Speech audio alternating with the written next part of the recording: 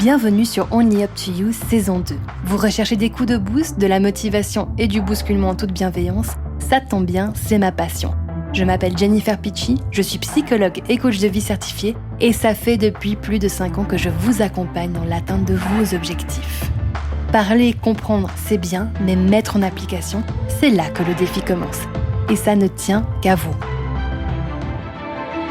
Et bonjour à tous, j'espère que vous allez bien et que vous êtes prêts pour cet épisode qui est un peu punchy. D'ailleurs, le titre le dit bien, arrêtez vos bips d'excuses boiteuses.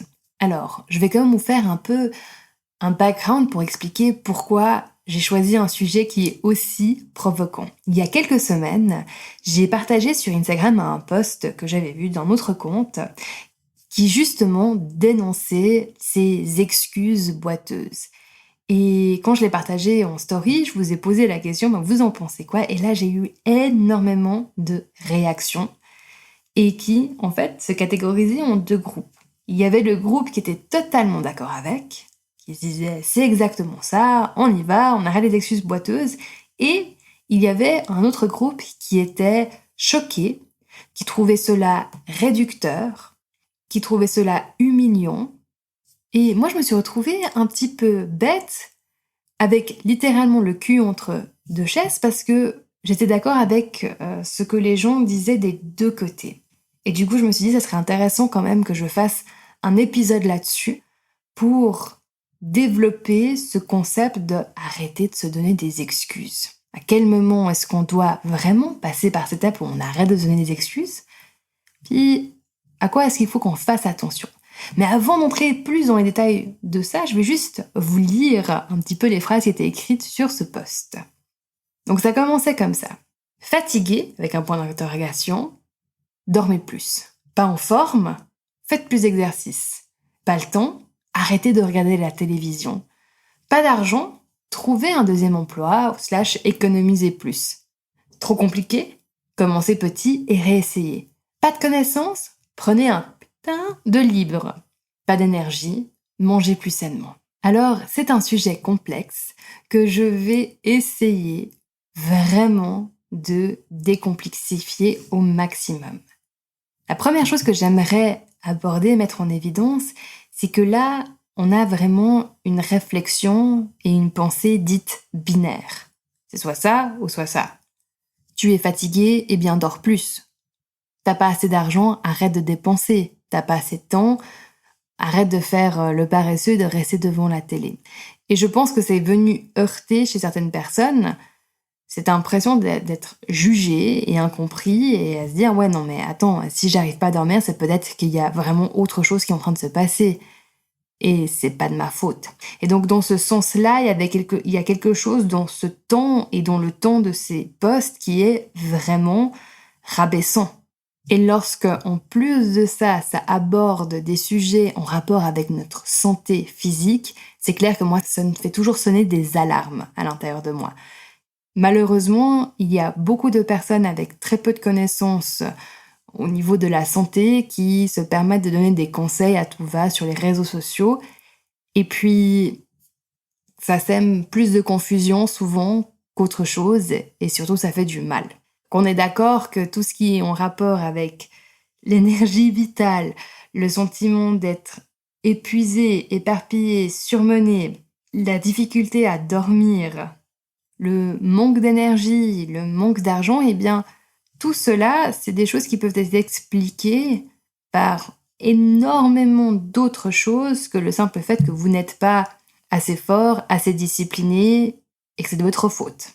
Et dans cette même veine, je tiens à souligner à quel point parfois il y a des injonctions dans le développement personnel qui peuvent être toxiques si elles ne sont pas dites et apportées d'une manière qui est spécifique à la personne. Et c'est là où j'ai envie d'aller aborder un autre aspect, qui est que, parfois, littéralement, ce qui empêche une personne d'avoir plus de temps à faire les choses, c'est parce qu'elle est scotchée sur sa télévision, son téléphone, les réseaux sociaux, un jeu. Parfois, ce qui empêche une personne d'avoir des économies, c'est qu'effectivement, elle dépense trop. Après, les raisons pourquoi elle dépense trop ou pourquoi elle reste scotchée devant sa télévision ou son téléphone peuvent être très profondes. Et de manière générale et globale, on ne s'auto-sabote pas pour, entre guillemets, aucune raison. Et du coup, c'est hyper important, à un moment donné, de prendre le temps d'aller identifier, clarifier, faire émerger qu'est-ce qui se joue à l'intérieur de nous, qu'est-ce qui nous bloque, quels sont les schémas qui sont activés, les schémas automatiques, les schémas par défaut. C'est important d'aller identifier cela, de comprendre. Et une fois qu'on a identifié, qu'on a compris, on a l'option de se dire, bon, là, il faut plutôt que j'aille dans une thérapie. Il faut que j'aille investiguer plus loin, comprendre, faire émerger, j'ai besoin de temps. Et c'est important de le faire. Bien peut-être que vous vous rendez compte, vous prenez conscience que, tiens, ces sujets-là, ces schémas-là, vous les connaissez, vous avez déjà travaillé dessus, vous avez déjà fait la thérapie là-dessus, et en fait, ça change pas. Et c'est là où, à mon sens, avoir une approche plus binaire prend tout son sens. C'est-à-dire qu'à un moment donné, on doit prendre cette décision pour soi d'un peu divorcer nos anciennes bonnes raisons et nos excuses. On doit pouvoir à un moment donné, si on a la santé physique, mentale et émotionnelle pour, d'accord, ça c'est toujours le prérequis, de pouvoir se dire et se regarder en face et dire maintenant ça suffit. J'arrête de me dire ça, de penser cela, de faire les choses comme j'ai toujours fait. Dans ce sens, la pensée binaire, elle est ultra utile parce que elle va mettre une injonction, une sorte de règle intérieure avec laquelle on ne négocie plus. Et c'est quand on commence à faire cela pour soi que l'on est en train d'activer un game changer, d'accord, celui du mindset et de la clarté. C'est-à-dire, au final, et de se le répéter régulièrement parce que très souvent, ce que j'entends, c'est « Ah j'aime bien l'idée du miracle ». J'aimerais bien que finalement, toutes les choses que je sais que je devrais faire, à un moment donné, paf, elles se mettent en place automatiquement, facilement, d'un coup, de manière ponctuelle, qu'il y ait un événement, quelque chose, une prise de conscience tellement massive que ça me change à jamais et pour toujours et que tout d'un coup, je m'aligne totalement. Mais ça, on est sur du fantasme, vous le savez déjà, mais c'est de l'ordre du fantasme. Et c'est quand vous acceptez finalement cela, que ce jour miraculeux ou cette expérience miraculeuse ou cette prise de conscience miraculeuse ne va probablement jamais se passer et qu'il y aura encore moins quelqu'un qui va venir vous chercher et vous dire et vous motiver à faire ce qu'il y a et que vous allez vous rendre compte qu'il n'y a que vous et que ça ne tient qu'à vous. Et c'est ça d'ailleurs le nom du podcast, d'accord? Only up to you, ça veut dire ça ne tient qu'à vous. Tout est entre vos mains. Quand vous prenez non seulement conscience de cela, mais que vous l'intégrez profondément, vous commencez du coup à être capable à avoir envers vous-même un discours qui est plus binaire et qui, à mon sens, est salvateur pour certains sujets. C'est-à-dire que si par exemple, effectivement, vous avez envie d'augmenter votre énergie vitale, vous devez être capable d'avoir un face-à-face avec vous-même et de vous dire, tiens, moi, il y a une partie de mon énergie vitale qui part dans le fait que je mange mal et pas assez régulièrement, que je ne dors pas, que je ne m'hydrate pas assez durant la journée et qu'en plus de ça, je suis quasi sédentaire. À ce moment-là, vous devez avoir un face-à-face avec vous-même et vous poser la question, est-ce que tu as envie de continuer de te plaindre que tu n'as pas de l'énergie? Ou bien est-ce que tu vas réellement te poser, te regarder en face, décider que maintenant ça devient une priorité d'avoir plus d'énergie vitale et du coup d'agir différemment, de faire des choix différents et de prendre des décisions délibérément dans le but d'optimiser ton énergie. À ce moment-là, vous devez avoir une pensée binaire. Point. Quand vous ouvrez la porte à la négociation intérieure, vous allez toujours trouver une bonne raison, une excuse, une justification, si on veut bien, de dire « Ah ouais, mais aujourd'hui, je le sens pas parce que j'ai pas vraiment bien dormi et du coup, je préfère m'économiser. » À un moment donné, si vous avez assez d'honnêteté intellectuelle avec vous-même, Vous savez quand vous êtes en train de, pardonnez mon français, vous foutre de votre propre gueule.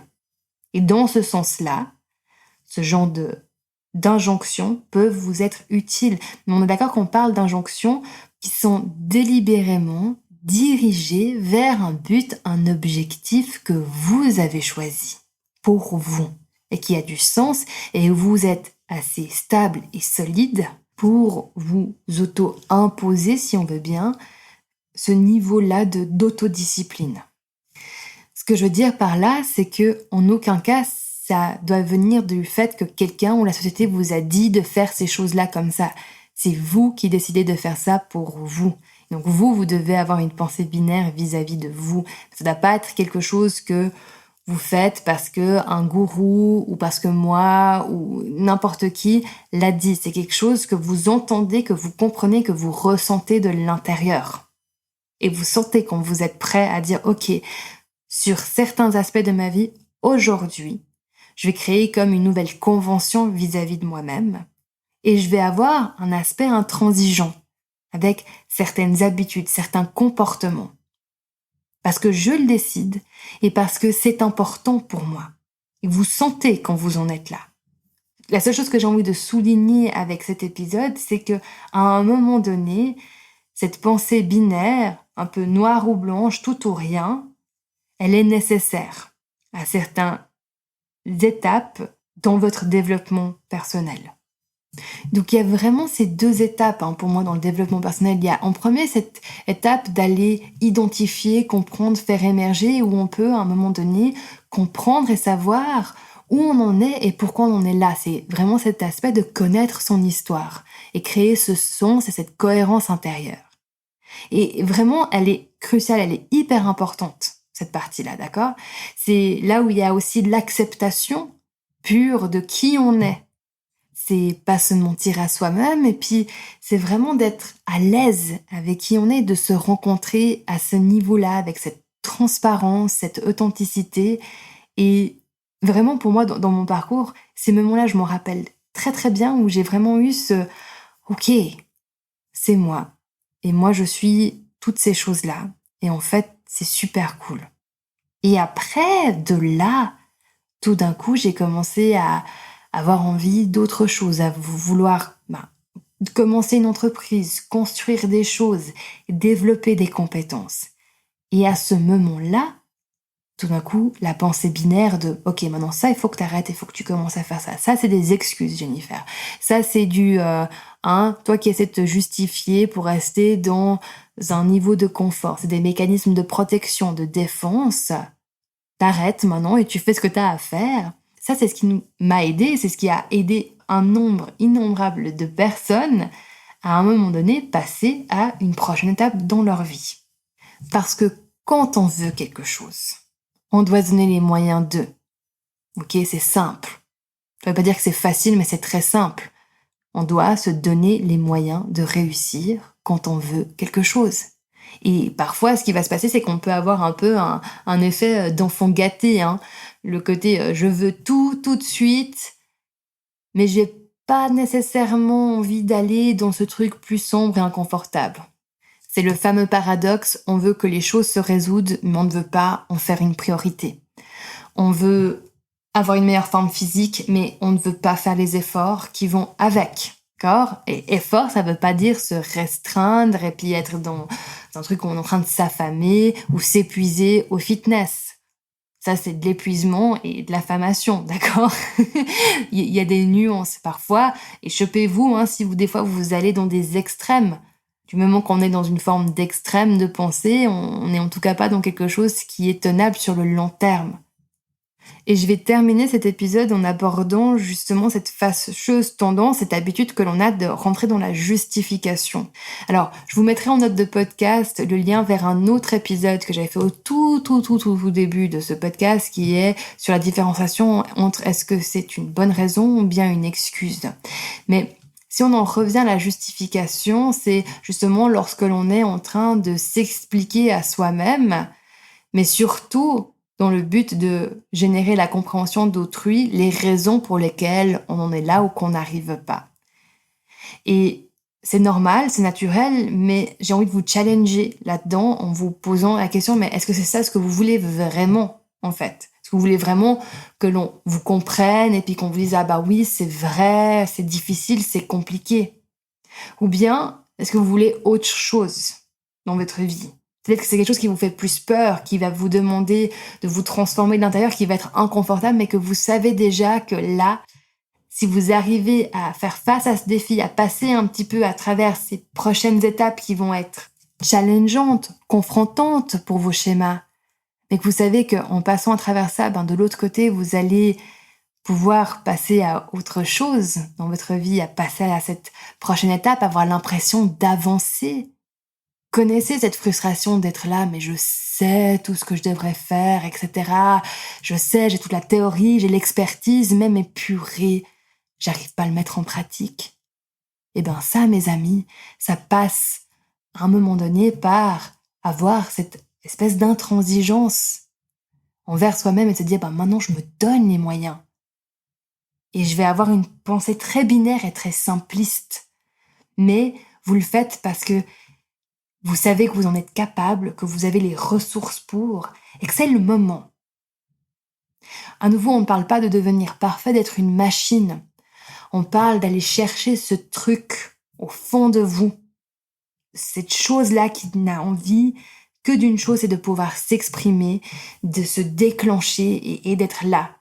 Et vous savez, il n'y a jamais de bon moment pour commencer. En revanche, c'est sûr qu'il y a des moments qui ne sont clairement pas faits pour.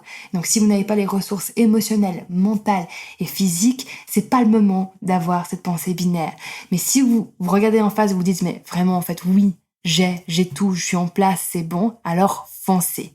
Voilà, avec ça, je vous laisse. Je vous souhaite une super belle semaine. À nouveau, je vous remercie tellement pour votre confiance, votre écoute, votre temps.